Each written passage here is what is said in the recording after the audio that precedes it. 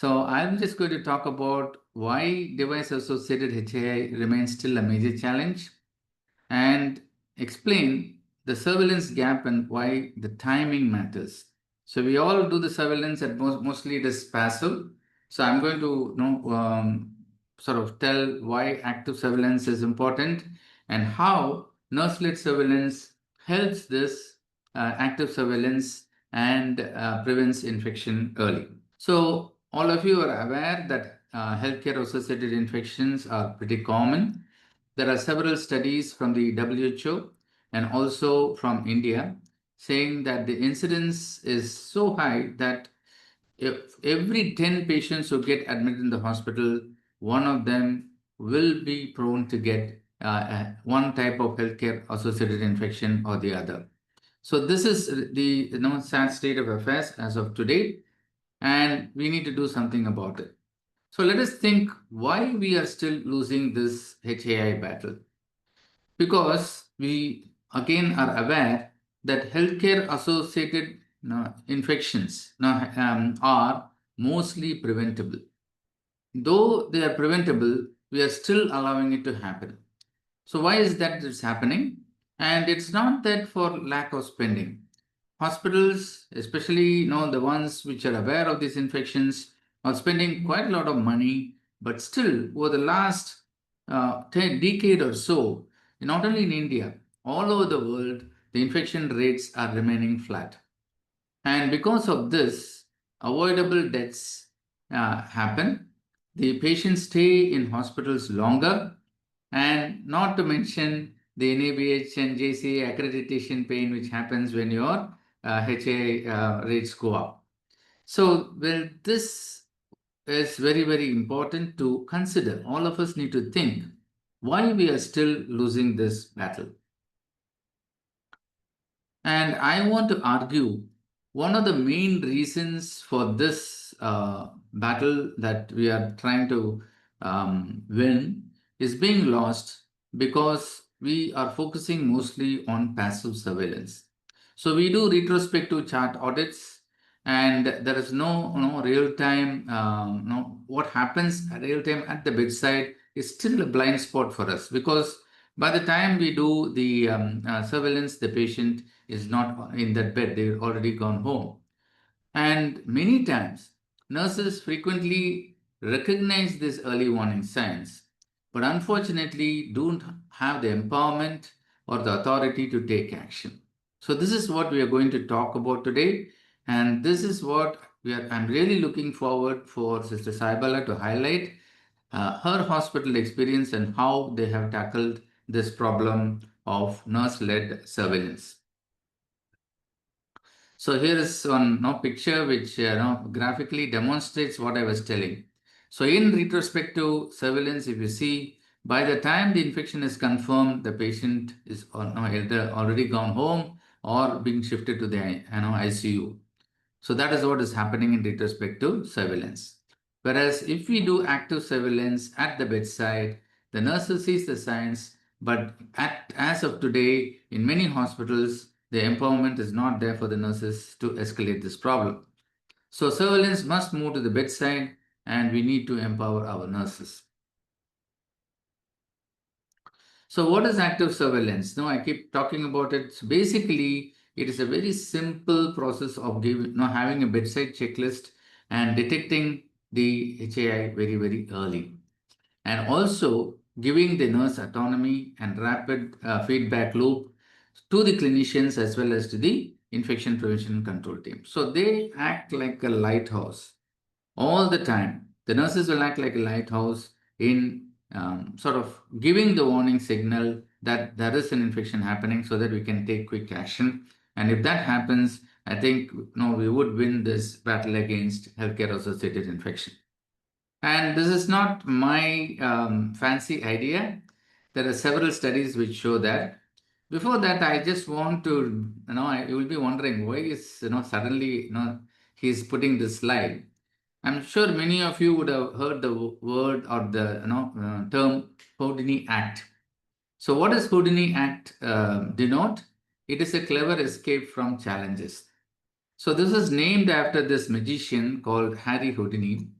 who was very famous for dramatic escapes. He would chain himself, put several locks, and he will put in a box and be immersed under the sea, and then he will magically appear, on the ship from where the box was put. So this is not any magic, but he had the technique to escape from all these things. So this term, Houdini Act, is used to describe a skillful trouble avoidance or sudden disappearances. Okay, so that is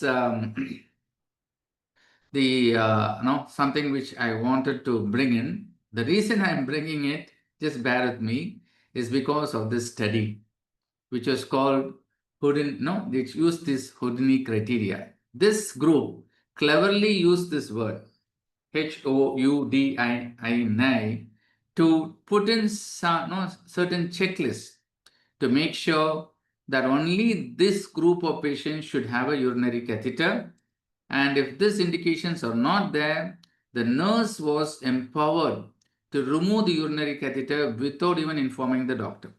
So this is the study. So H stands for hematuria. If the patient has got hematuria, of course, the patient should have a urinary catheter.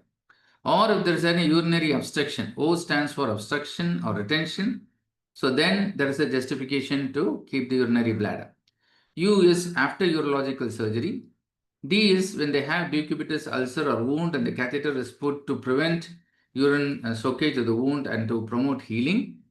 I is input output. If postoperatively there is a need to measure the input and output of the patient's urine output, then the catheter can be there. And when there is a need for end of life nursing, N, and then I stands for immobilization or neurogenic bladder. Okay, so this indication. So when these, now the five, how much is this? 1, 2, 3, 4, 5, 6, 7 indications are not there.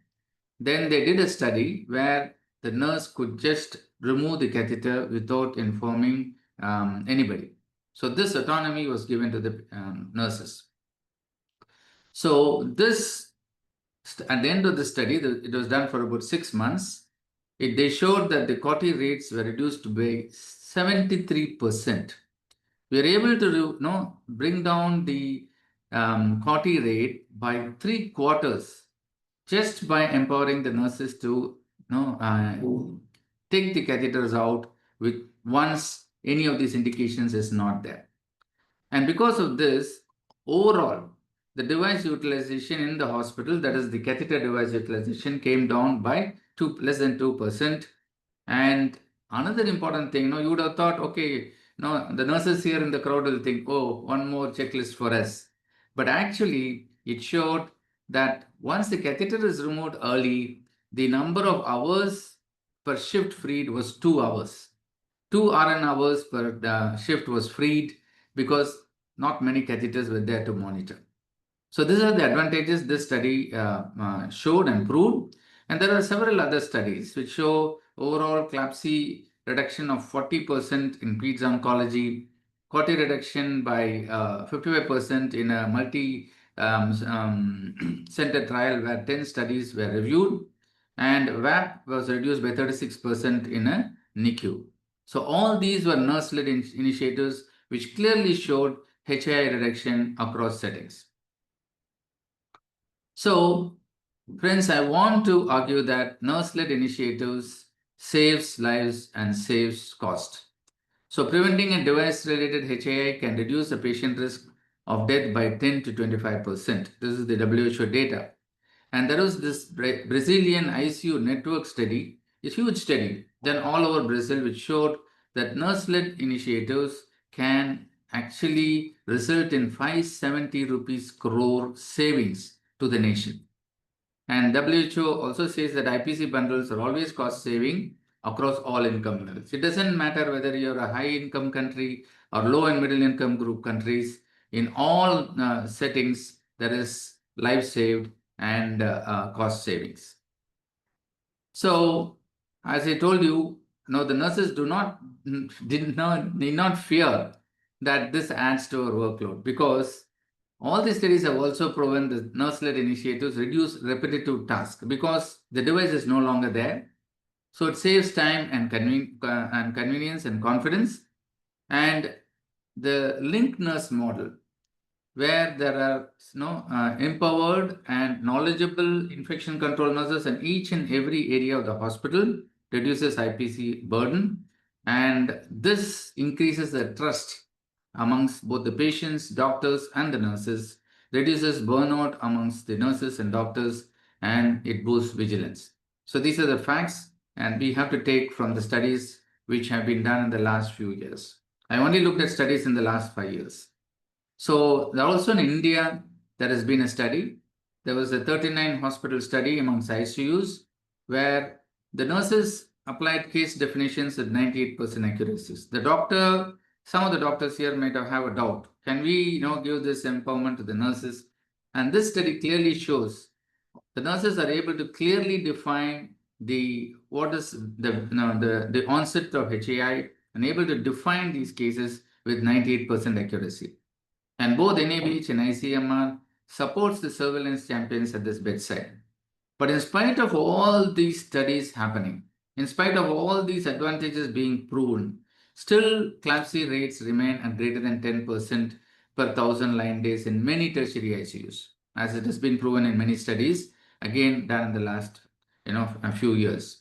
So there is a great responsibility on all of us that we need to shift from passive to active surveillance and put the nurses squarely in charge of this active surveillance and empower them and give them autonomy. So appoint and train, there are 3 actions I would suggest we need to start from today or continue what we're doing today. Appoint and train nurse surveillance champions in infection control, adopt nurse-driven device removal protocols, and then provide simple checklists and dashboards to the leaders to show that these actions actually make a difference.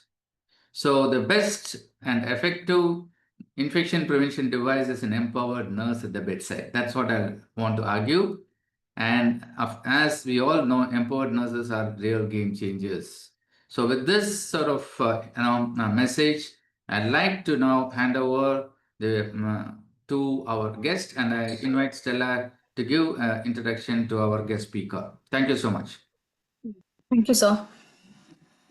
Can I stop sharing? Yes, sir. Sure. You can continue. Yes. Thank you so much, sir. And as usual, we had a lot of insights before beginning the topic, and we are waiting to hear from the speaker. And I'm so happy and I'm so glad to invite Sister Sai Bala, the esteemed nursing director at Amrita College of. I'm sorry. So some disturbance. So please mute yourself. I'm sorry for the interruptions. So I welcome Ms. Sai Bala, Sister Sai Bala, the esteemed nursing director at Amrita Institute of Medical Sciences, Kochi, with a master's in psychiatric nursing, and remarkably, she have started a community work at the age of 15. And she is a visionary nurse leader with a remarkable legacy in healthcare innovation and quality and education. She has played a pioneering role in national level initiatives such as National Consensus Forum on Wound Care, the Sankalp Leadership Summit, and the C20 Gender Equality Summit. And she is widely recognized for developing national guidelines on skin injuries and advancing nurse-led programs. She is an active member of Ethical Committee of KUHS since 2014 and associated with several national international bodies like INS, ANI, PCSI, AVA, and ISPN. She was the first in the country to receive a scholarship at the 38th Annual Convention of INS in Louisville, and the first in Kerala to set up the best practices in GI endoscopy. She has represented India at the 2nd Annual IB Global Summit on Perioperative Nursing in Dublin and has authored and co-authored various research papers. And I welcome you, ma'am. And before you begin with, it was quite difficult for me to shorten your profile because you have done a lot of achievements. And as Dr. Pari's profile, as usual when I work, I find a lot of difficulties to concise the profile. The same path I gone through while working on this. I'm very sorry, ma'am, if I have cut short on many things, but you have done a lot of things and I had a great work to cut short it. I think I have done some justice in the introduction. Thank you, Stella. Yeah, I hope it's all. Yeah, I don't have a presentation, though I would rather pick up from where Dr. Pari has started. We have, I think, 15 minutes to speak, so I would just share my experience and what I feel about nurse-led surveillance and active surveillance. I think it's a very important to understand the term surveillance when we talk about it. Surveillance, a lot of us, we think that it's about collecting data. Basically, surveillance is also about, analysis, interpretation, and dissemination. So the rest three parts, a lot of times, at least till maybe analysis sometimes happens, a lot of time happens for the sake of NABH and JCI and other accreditations. And in best of the best centers, they do, a lot of justice to analysis. When it comes to interpretation, there's still a little bit of a lag. And then when finally it comes to dissemination, I would say the dissemination to the authorities are always there, but the dissemination to the people who are actually providing us the data for running the programs are very, very limited. And when somebody talks about nurse-led in infection control or nurse-led initiative for that matter, uh, I somehow find it very, you know, I don't know an exact word to say how I feel about it, because it's also like uh, everybody thinks when nurse is empowered, the responsibility becomes nursing's. And I think that should be thought out very differently, because the responsibility of infection control is everyone's in the institution. It has to be a culture. It has to be an everyday practice. Everyone is on to be the vigil. And surveillance, the process of actual surveillance that you talk about in the text, you know, real operation definitions have to be systematic, but a lot of factors that drive the surveillance can be nurse-led initiatives. So the initial thought was to bring in an ICN in the context of driving infection control.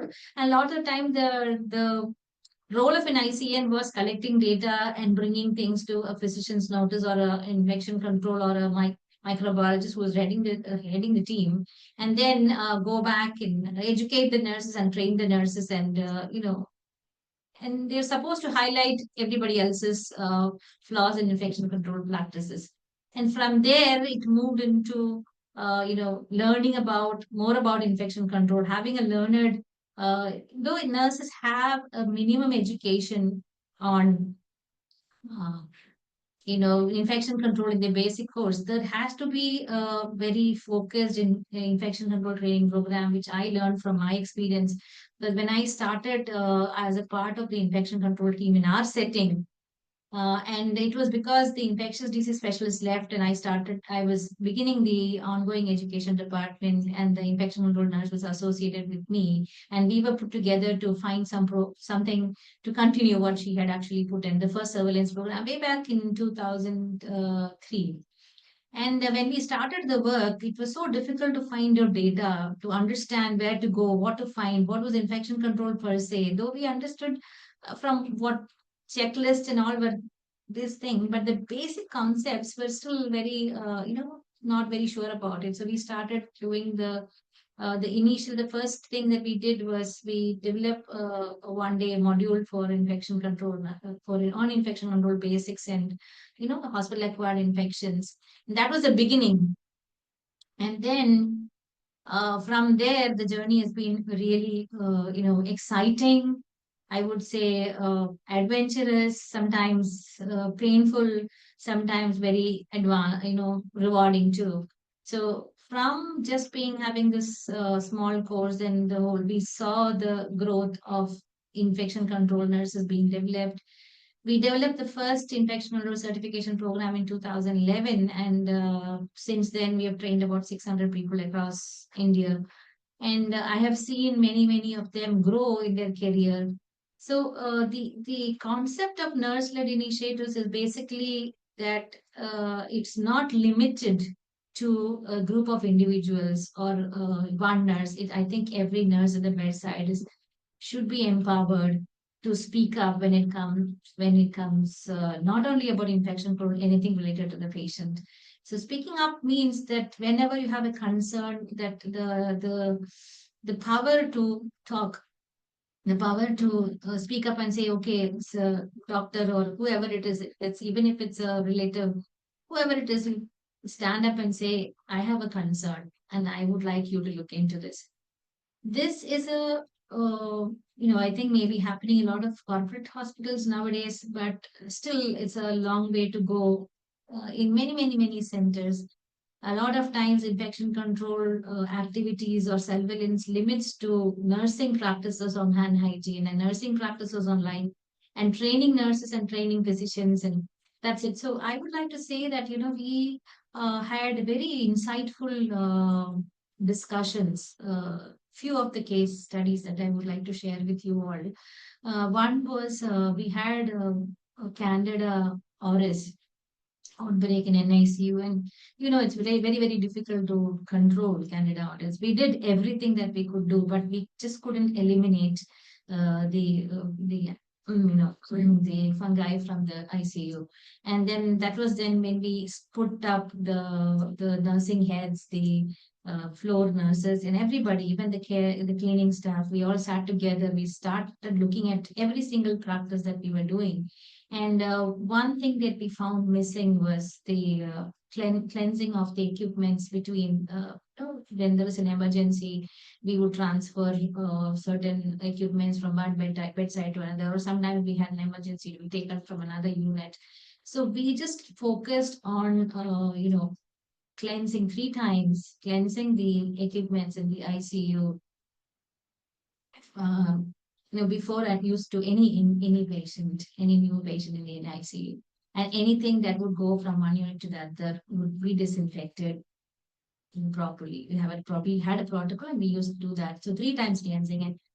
And we did not imagine the results that we saw in the next few weeks. The NICU was completely eradicated of Candida auris. So, we might think big things, but then these small things which we go unnoticed. That is where nurses can play a big role. And another incident of where we had a discussion on CLABSI in our VMD unit. So we had certain incidences which we thought was, we could we actually be doing a lot more than what we were doing. We had a good reasonable good outcomes in BMT, and we're very less CLABSI, but still 1 or 2 would alert us, and we think, what did we miss? So we sat together and we kind of put together everything that we had to do, from line care to use of all the devices, connectors, and looked at cleansing protocols, terminal cleaning, intermittent cleaning. And we made sure that everything was listed down, everything was educated, right from the nurse to the housekeeping, to the bystander, to everybody, package of instructions being given, looking at any breach of practices by every single person was empowered, not only nurses. It was empowered but the nurses in the unit or the supervisor in charge would lead the team, because the BMT is a very small team. And then we found out that we could actually cut down the patient's movement from bone marrow to outside, and also cut down the when we bring in certain ultrasound machines or X-ray machines, when they come in, the cleaning protocol for that, or when the patient goes to an MRI or CT, that movement, these were also the risks that we had kind of missed. And when we put down the whole practices, charted out, made sure that every single thing is being looked after for every single patient that comes in, our line infections have literally come down to 0 and is being sustained.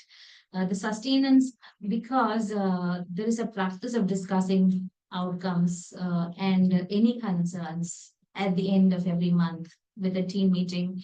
We also have a practice of raising concerns either by the physicians or by the nurses when they feel something is not going right. And we can call up a team meeting within the unit, or we can call up a team meeting with the administration. We have the freedom to given to the bedside nurse to talk up to the charge. It's like literally every nurse has entitled to raise a concern whenever there is something.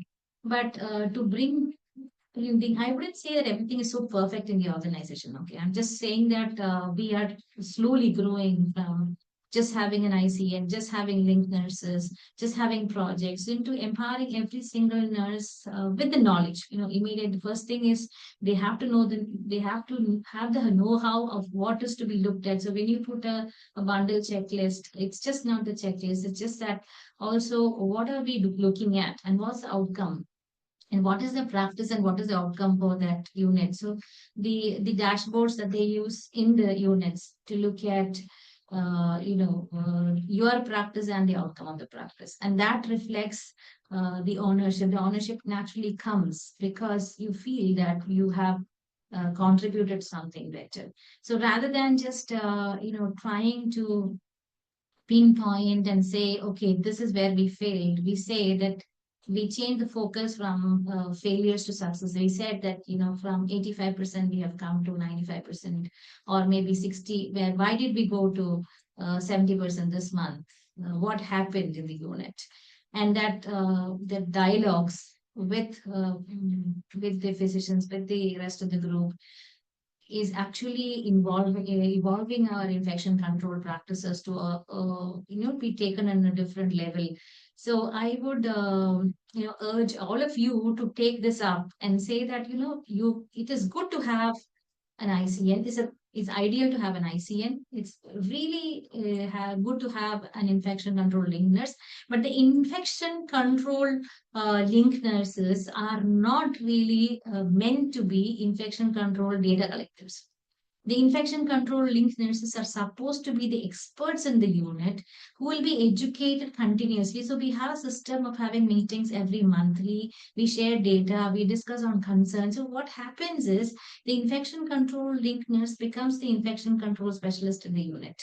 And that helps the rest of the nurses to be trained and to be, looking at signs and symptoms or unwanted tubes and lines, inadequate fixations, or somebody's practices are not really good. So you may not be able to go up and talk to the person whom you feel there has to be a discussion, but they have a pathway, like they can go to the next level senior of nursing, and the nursing heads would take up the responsibility to speaking up with the consultant or with the medical admin or with the doctor themselves. So there is like an open communication system that happens between different levels. And it's not easy to establish, and it's not impossible either. And I wouldn't say situations will be perfect at all times, but they, even if the surveillance have to really work, you have to have the understanding that there is a amount of data collection, there is some analysis, there is some interpretation, and there is a dissemination of information which is required. And this all this can be formal or informal, but the entire loop has to be completed. And just by giving some training, your responsibility does not, you know, end with, the information. The training is only one part of it, but continuous monitoring of practices, going back to looking at any breaches in practices, discussing about concerns, coming up with an action plan, and following up, and a feedback, positive more than negative feedbacks, make a big impact in how you can actually change the scenario of infection in the country. I would say we have. If you ask me what are some of the loopholes that I have seen, one is the contextual understanding. We look at bundles which are being used by the West. Our data in India is very limited. Data from nursing-led studies are very, very limited when you compare to the West. We do a lot of work, but we are very, when it comes to talking about what you're doing, we are a little shy. And maybe the nurses do a lot better job in India, but they would not come up with a thing because there's no platform. One second, even if there's a platform, if the ability for the organization to send them, or the nurse to take that lead and to talk, is a little lacking today, even today.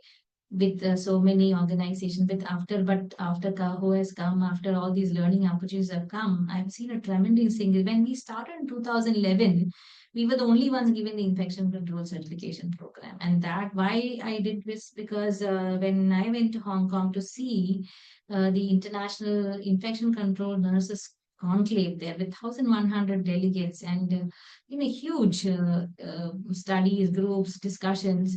I was wondering, like, India has so many nurses, and Hong Kong is such a small country, and it has such an fantastic ICN meeting. Where are we compared to that? And then that actually gave me the courage to start up my program, even though I felt I was not really so fully equipped to do what I wanted to do. But I think this is, but it has also opened my eyes into, uh, looking at how nurses can make an impact if they're actually empowered. Because when I started, it was so difficult for me to understand, to go to places like, if you are looking at best practices, you see there are WHO, CDC.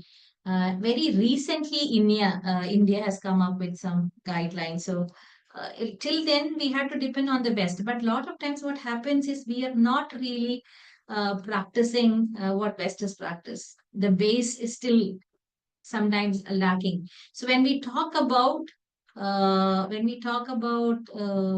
bundle checklist, when we talk about the tools that we are using, I think it needs to be changed to an Indian setting to understand or suit our practices.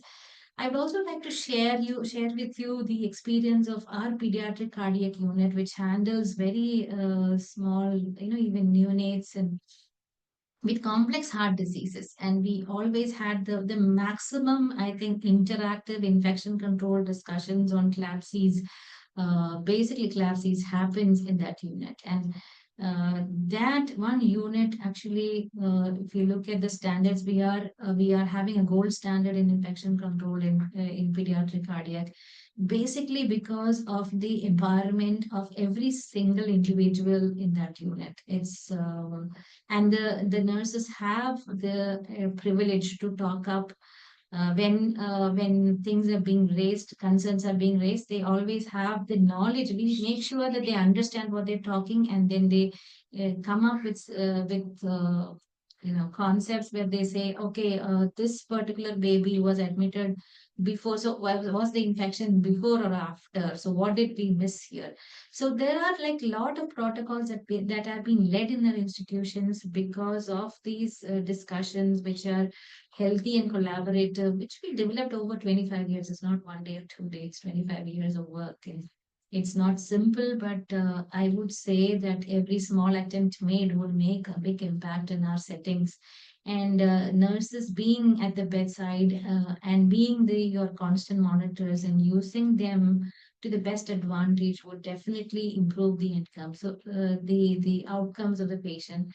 But it also is not about adding one more job to the nurse at the bedside, because looking at the current scenario with a lot of newcomers in the system, it's very, very difficult for any single nurse to be doing all that, the infection control champion objectives that you're setting. So you need to be realistic to understand that whether the bedside nurse actually is able to give you what you're expecting, or if you have put a champion, the champion has to be freed so that she can work. Or if you're putting a person who's on the job, then the goals that we're setting for them should be very realistic. So these are some of things that I would love love to share with you. I am sorry that I don't have a presentation, because I felt that I would be more useful if I share my life experiences with you, and then also make the program more interactive rather than a one-sided dialogue, monologue, I should say. So I think I'll just stop at this point, and Dr. Pari, if you want to ask some questions, or we'll just go on with the discussions. Thank you. Thank Thank you. you so much, madam. I think that was, amazing, insightful talk I've heard in a long time. And see, basically, the points which you raised about, the resistant Candida infection being cleared by simple cleaning. I think it's a lesson every one of us have to take. We don't need high-tech tools. We only need to be meticulous in, what we do. day in and day out. I think that makes a difference. I think that's an excellent point you made. And also, I mean, really what stirred me is when you told about the Hong Kong experience. So you have a huge alumni of ICU nurses, I mean, ICNs, and we have more than 400 plus ICNs with the CAHO scripts from course. So I think I will get in touch with you, and I think we should pull off a real, ICN, international ICN conference in the near future. I think we Sure, should sir. really do We're that. very happy. Then Yeah. I was a part of the CPHIC basic and advanced course content development for Yeah, I integration. mean, if you really look at other, nurses Kaho has touched, I think we will get more than 1,000 nurses for this conference. Easily, There, sir. I think we should really work on that. I think there are a lot of questions which are coming, and I really encourage the audience to ask questions, because it is not every day that you get an opportunity to have somebody so experienced as this. So please take this opportunity, and I request my team to look both into the YouTube live and the Zoom windows, chat windows, to screen the questions and ask Madam those questions. Thank you. Over to you, Stella. Thank you, sir. Usually, we used to get a lot of questions when they do the PowerPoint presentation. Ma'am, first of all, it's a clear mastery what you have done actually. It was like I felt like sitting in a place, no, listening to a live podcast. So, know about your experience in the infection control, and it was very great. I think so because of that we didn't got any questions. Like all the audience were listening to ma'am, like no, what's about the story, what they have to do next. So all this things. Amazing, ma'am. Thank you so much. Yeah. And no, dear participants, before heading up with the Q&A session, so there is a link which has been put in the no, in the chat box. You can click that link and fill the form to get the certification for the no, participating for this webinar. So now you can drop your questions related to today's topic, nurse-led surveillance. You can drop the questions here, or the three participants have raised the hands. How can I take that? Can we unmute you? And do you have any questions to ask on live? Let us Yes. take the questions which are already asked. No? So in No, the sir, I have Q&A, gone through that. No questions were there from the beginning. no, Q&A, there are about 7 Oh, in the questions. Q&A. Oh, I'm sorry. Yeah. I think these are all related to protocols. I would Yeah. some of them you will have to probably go back and check on the guidelines because I did not really bring in the every single guideline with me today. We'll have to go back and refer to them. But I would definitely love to talk to you on how to implement, if you have any hurdle on implementing something, some guidelines, you have something that you feel that nurses need to do, or something like that sort. I think that would be my area of expertise to discuss because rest of the things that you're asking, both of them, if you Google it out, you can find out. There's very few answers that you can give today. Especially with AI, if you print the right question, you have the answers with 10 references. That will Okay. be a better option to answer. Okay, ma'am. There is one question. I think you can help them out. There is a question from Sireng Lamo. So, what are all the challenges did your team encounter during audit or surveillance? See, the one thing is that when you put up a checklist, most of the time the nurses or whoever is filling up the checklist does not understand the relevance of what they're doing.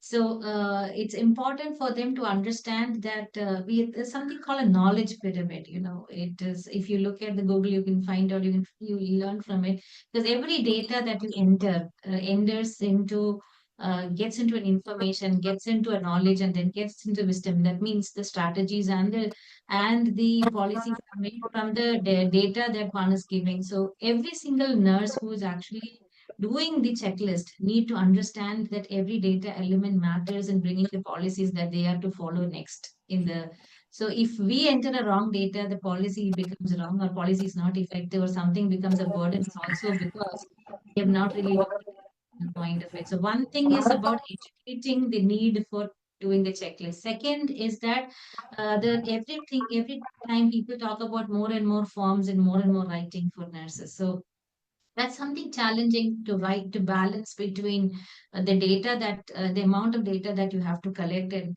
so I think it's also about integrating technology. So when it comes to integrating technology, it's also a challenge when you have one single company in providing solution rather than 10 single things, say 10 different people coming with plug-in solutions. So that is something that we also have faced when we were looking at automated solutions. But also then there is this second one is data collection, second is knowledge of the nurses, third is the communication with the physicians, or the especially with the consultants, or when there is a concern with the physician's behavior, or lack of practices that the nurses have to highlight, or when it sometimes when the patient gets sick and the doctors are very apprehensive and they really blame everybody else than looking into our team. So these are some things that happen because of the circumstances and the stress that everyone goes through.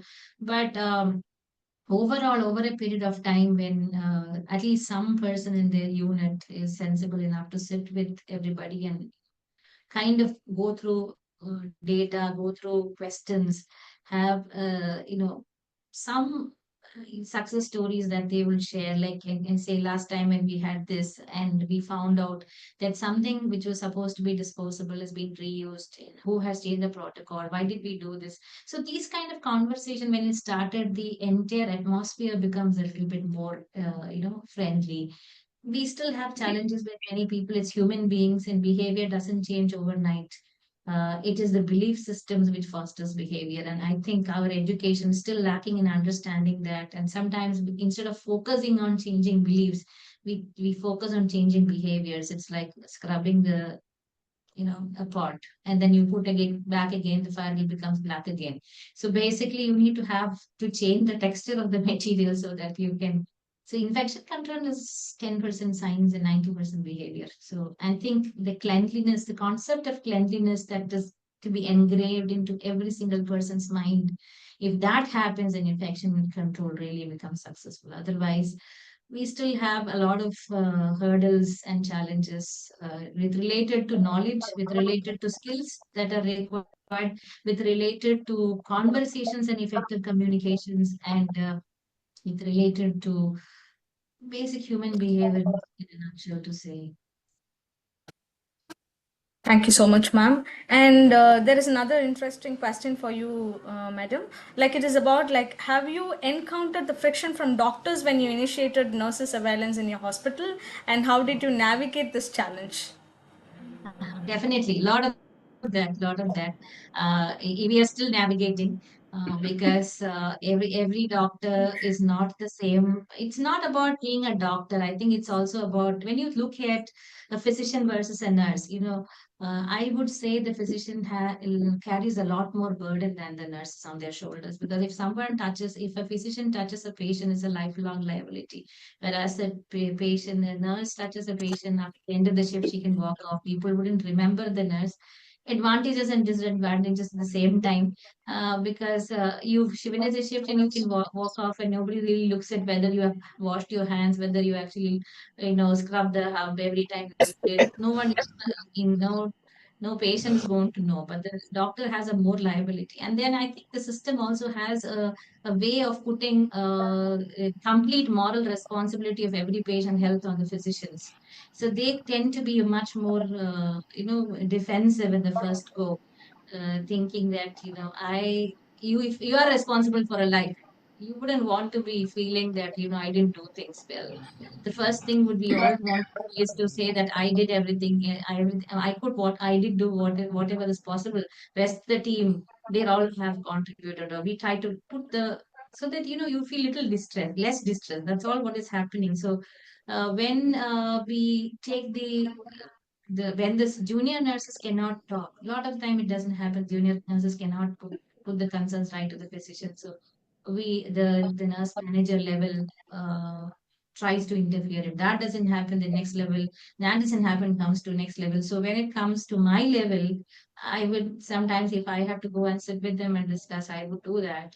And so it's like it's not one solution. I would say it's the constant attempt for a dialogue. A lot of times it helps when you bring evidences and say that this is the evidence that talks about uh, what practices would be required. Or sometimes we say these are their data. We would collect data and keep it till we have enough data, and we go back and say, okay, see, doc, this is what we have seen. These are the many things that we have seen, and we would think that probably we should sit together and change our policy. So those things have worked with us a lot. When you talk with evidences, when you talk with scientific evidence, sometimes we talk about bedside evidence.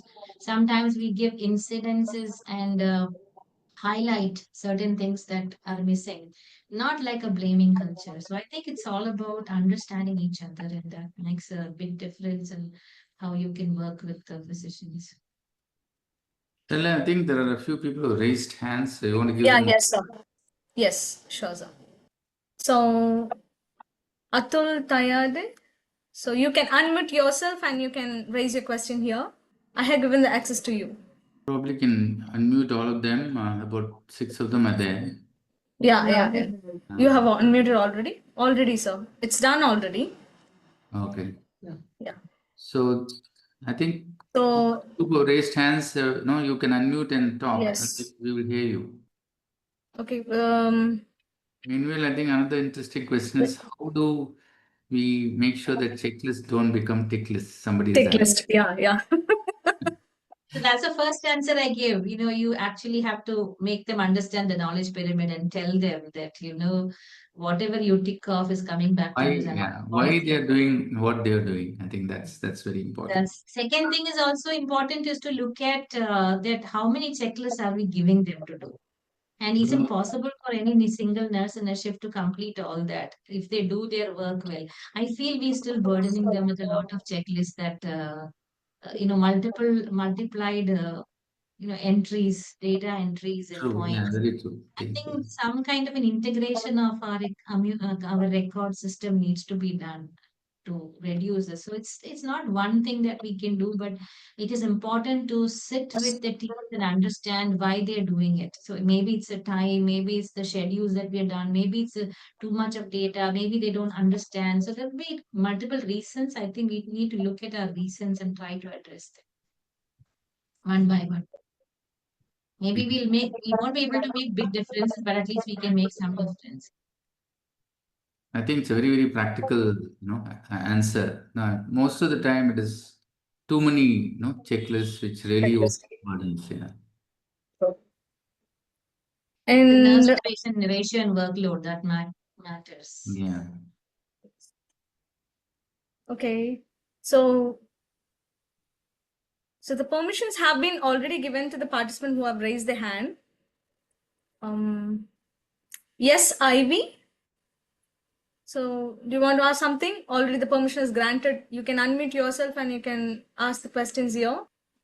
Doesn't Okay. look. Yeah. Sering Lamo, do you want to ask something?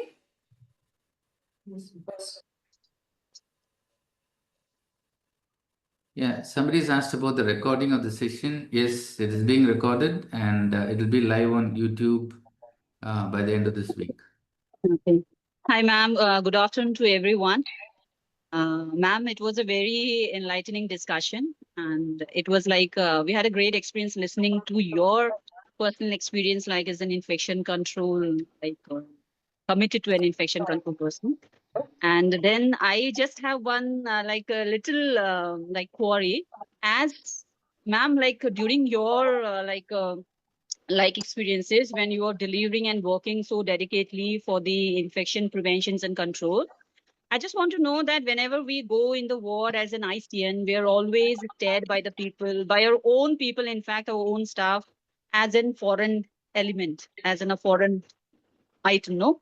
So Yes. it becomes like very hard to like initiate communication or our conversations with them on that basis. So I just want to know that, ma'am, that ever like in your life you have faced that, and how you were like able to overcome it, because that is the biggest challenge for us, like everywhere whenever we go in some areas and also. I just want to know that, ma'am, like how you were able to overcome that. Actually, I did not have the fortune to work as an ICN, but I've always been a leader. So you actually land up policing a lot of people. That Yes, is ma'am.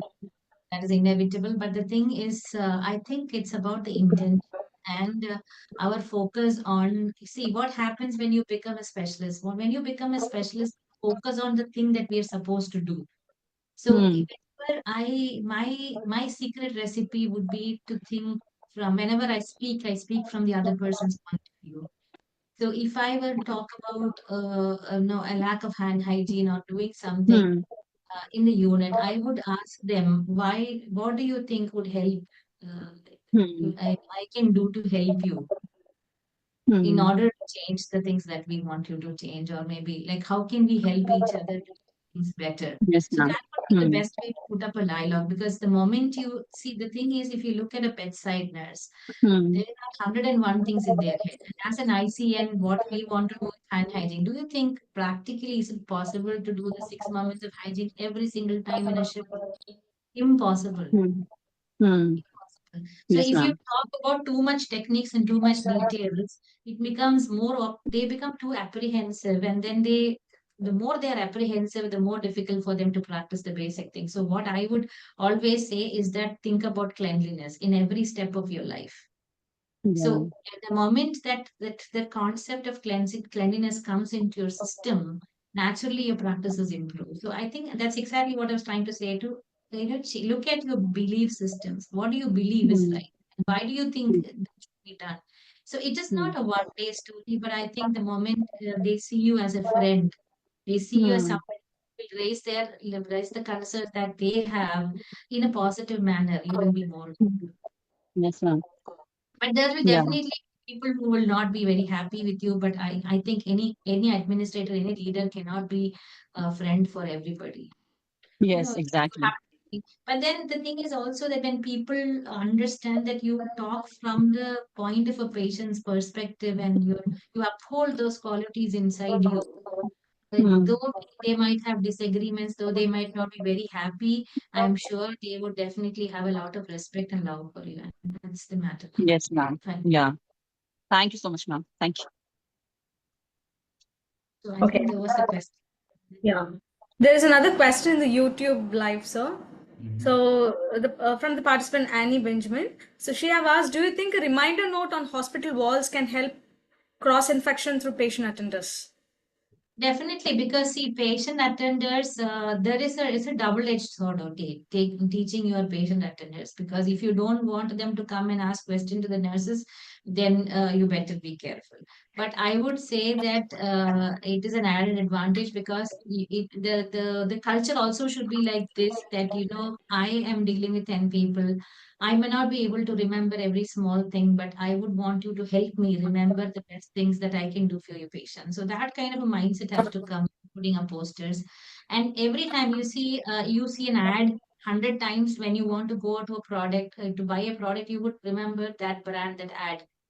Okay, so reminders do a lot of, especially visual reminders, do a lot in teaching, not only bystanders. When you put reminders for which are meant to be for bystanders or for nurses, everyone else who sees it 110 times, every time they pass by, this unconscious, effortless learning that happens. And that actually will add a lot into ingraining certain practices into your system and culture. Thank you so much, ma'am.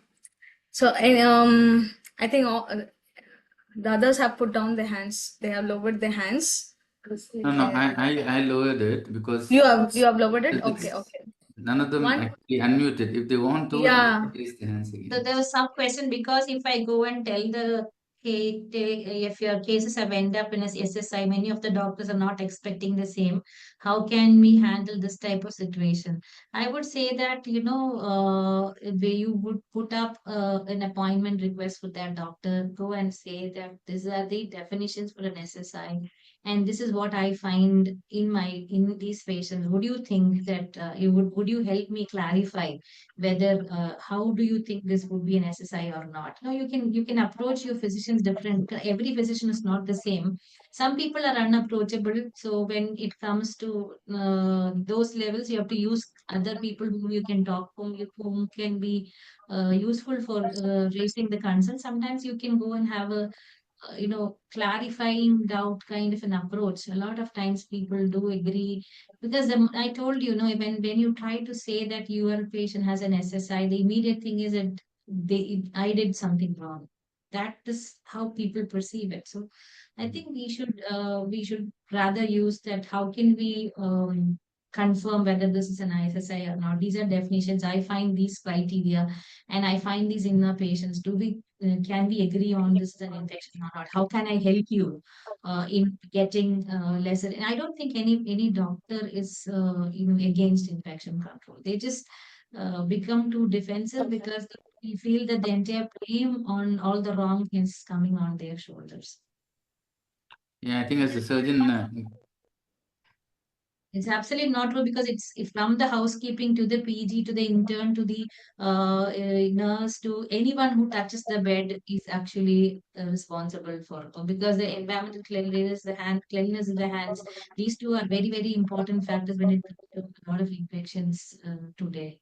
So that I think every single person is responsible. So it's not the blame is not on any one healthcare professional.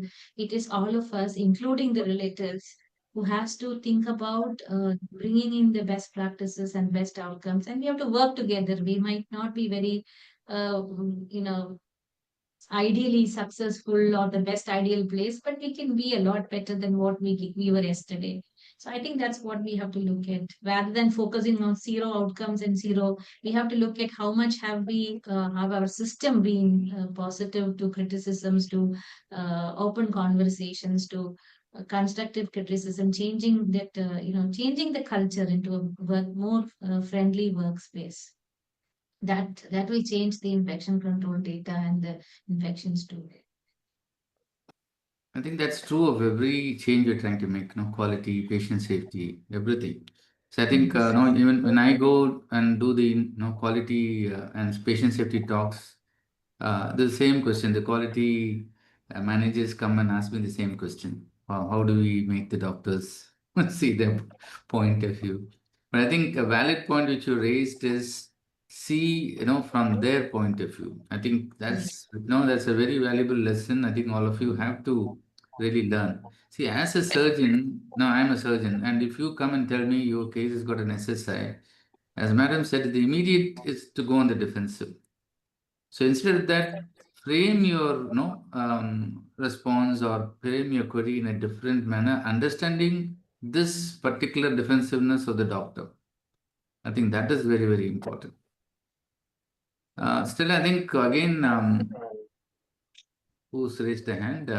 Sering Lamo has raised. Sering Lamo have raised it. Yeah. Okay. Ma'am, I was just wondering, ma'am, like as in being an infection control leader, you must have come across many instances and incidences where, despite repeated requests, the concerned healthcare workers or the staffs are not actually compiling to the protocols or the unit protocols. So in such cases, as a leader, ma'am, what was your approach? I actually would look at the positive outcomes and avoid them rather than look at not compliances. Okay. And then, ma'am, the second thing comes if, like, suppose if our approach is positive, we want to keep a positive approach. We want to like motivate. We want to give them some some sort of incentives and all. But then, if in case the administration is not in support of it, then how you'll go about it, ma'am? See, basically, it's not about incentive. Okay, there are certain things that we can do. One is if there is there are not one intervention would not help you. Hmm. One is that we will have to educate them on what was the impact of their behavior. Okay, this was Yes, what ma'am. good behavior. This is the impact of the behavior.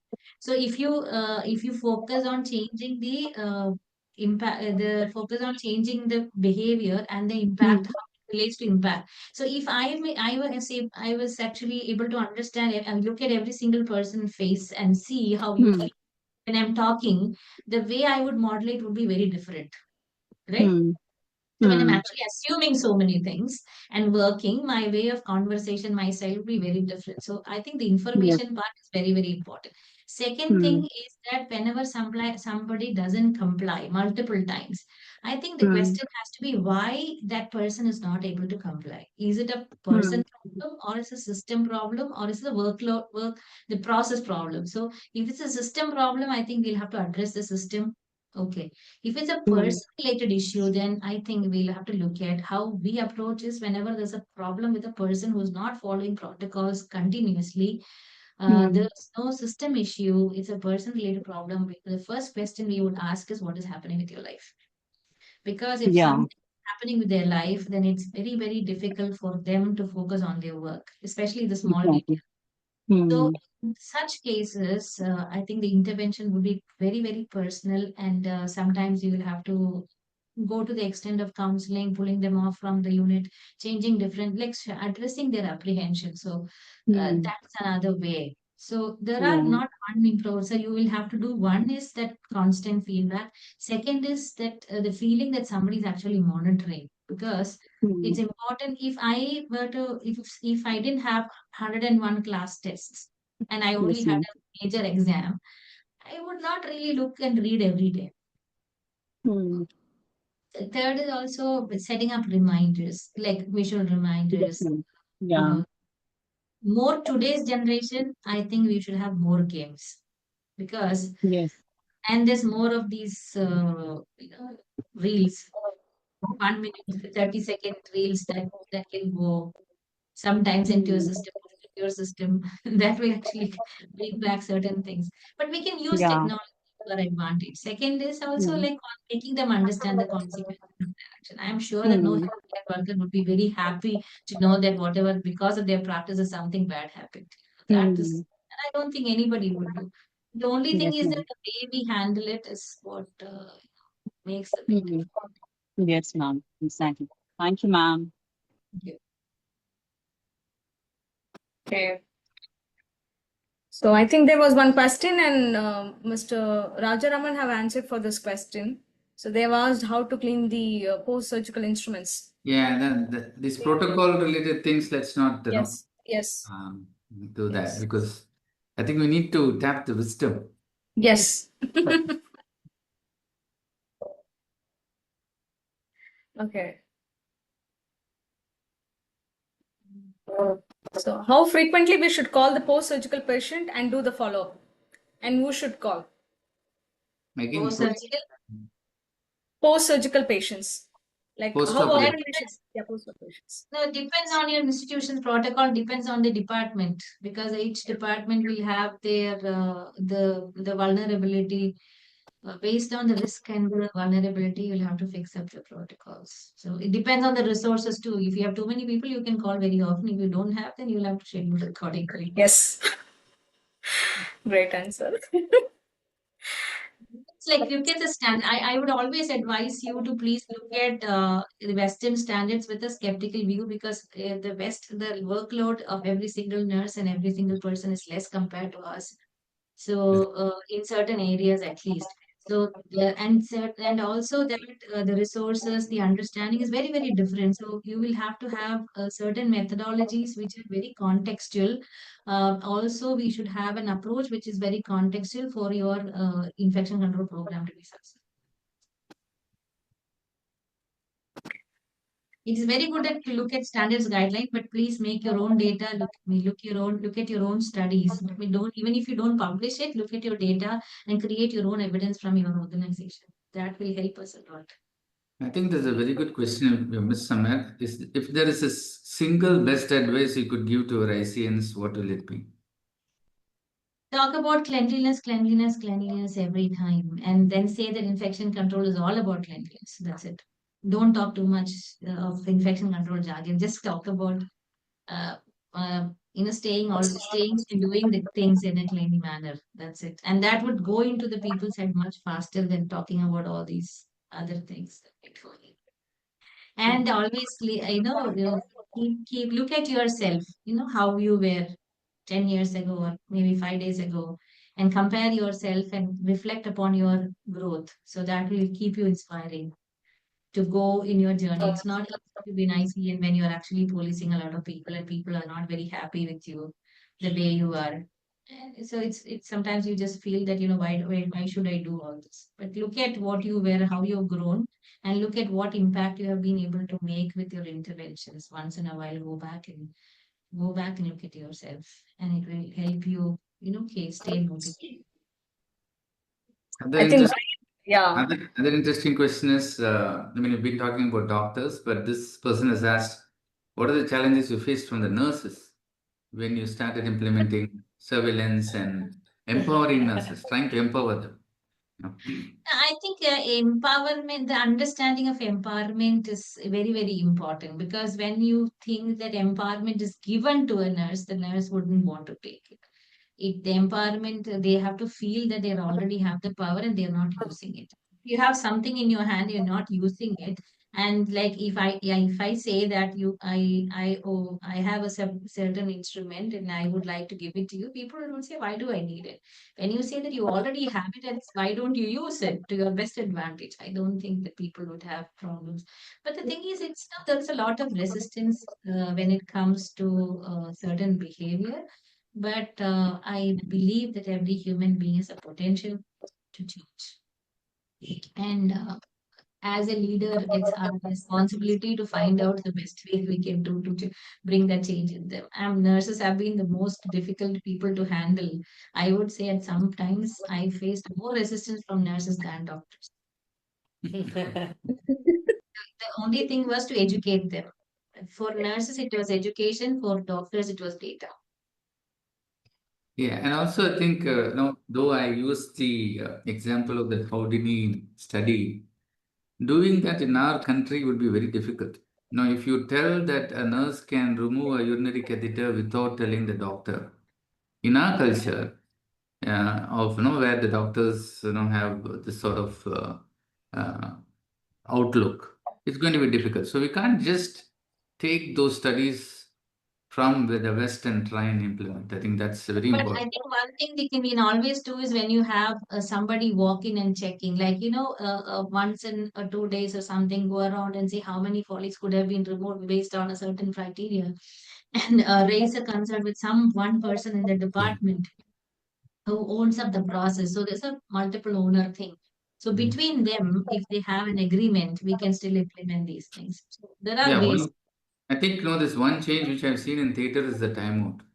So when the circulating nurse comes and starts, initially there was a lot of resistance from our, surgeons, but now after about 2 years, it has now become a routine. So we need to start somewhere, and and then the nurse starts, gets empowered over time. Yeah, I think it's also that, when you start, so there are there is like one whole process has to be there. It's not one thing. It's one is education, second is monitoring, third is feedback, and fourth is reinforcement. All these things have to simultaneously go for any process to sustain. Even if it's running okay, the regular, monitoring in terms of regular criteria, and also once in a while audits of best practices, compliances, these all need to be combined. Without that, any process to sustain in a very changing environment is very, very difficult. Mm. So I think, can we, any more Yeah. questions? Can we? Yes, sir. The last one question, I just, because I was just skimming the questions, like, which I am not able to skip off. That is like how to maintain the infection control program in comprehensive way in a resource limited and in the understaffed healthcare settings. The thing is, see, we'll have to look at if you dream big and you don't have the money to live that life, and it's very going to be very difficult to attain it. Either you make the money or you dream less. That's the only thing. So if you feel the resource is limited, then use your resources to the best thing. So you have to prioritize what you want to do and why you want to do it based on certain criteria for in your own organization. So that's the way to go forward. So if you do good with good resources, limited resources, people will be very happy to give you more resources because you are showing the outcomes. So the thing is all about using your resources wisely and effectively. I think that will be my answer. Amazing, yes. amazing answer. I think that is about, sir. Sure. Mr. Rajaraman, Yes. you want to give some concluding remarks? I think it was a great lesson for on management and managing people, leadership up above. I think it was great learning for me as well. I think really thank you, ma'am, for the insights. I think getting and managing people is very, very important. I think that's the fundamental takeaway I took from this your sessions. Make things simple. Yeah. That's it. If you make it too complicated, people will think that it's not for me. It's for somebody who is more educated or who holds a bigger position. So make things very simple. So it's all simple only. But the only thing is that when you talk big jargons, it looks like it's not quite possible to do. So when you break the things into simple life day-to-day practices, it's not difficult to practice infection. Just one final thing, Rajaraman, before we leave. I think there was a lot of comments saying, where are the slides? Where are the slides? But this session showed, I mean, we were so hung up on this PowerPoint and slides, but the amount of wisdom we got from this session is much more than we could have got with the structured PowerPoint presentation. So I think that's something which all of us have to take back from this session. Yeah, I think we should. It would have been very difficult to put these things in the slide. You would have Yes. covered only 25% of what I talked otherwise. Definitely. Yeah. Thank you very much. Thank you. Thank you all. Thank you, Thank you Dr. for the opportunity. Thank you, Dr. Pali and Dr. Thank you so much, Rajaraman. ma'am. Thank you, Stella. Thank you so much, ma'am.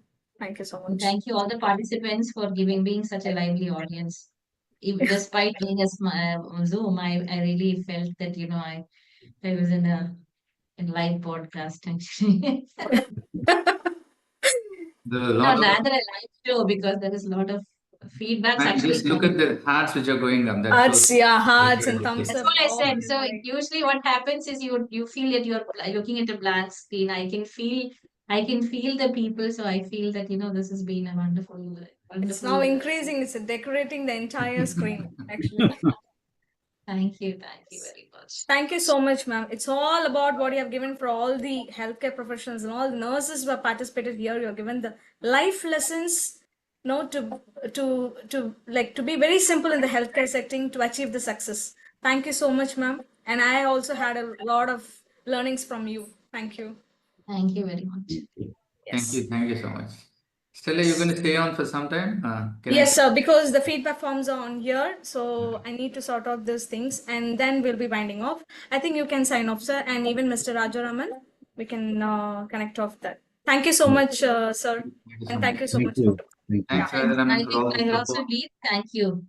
Thank you.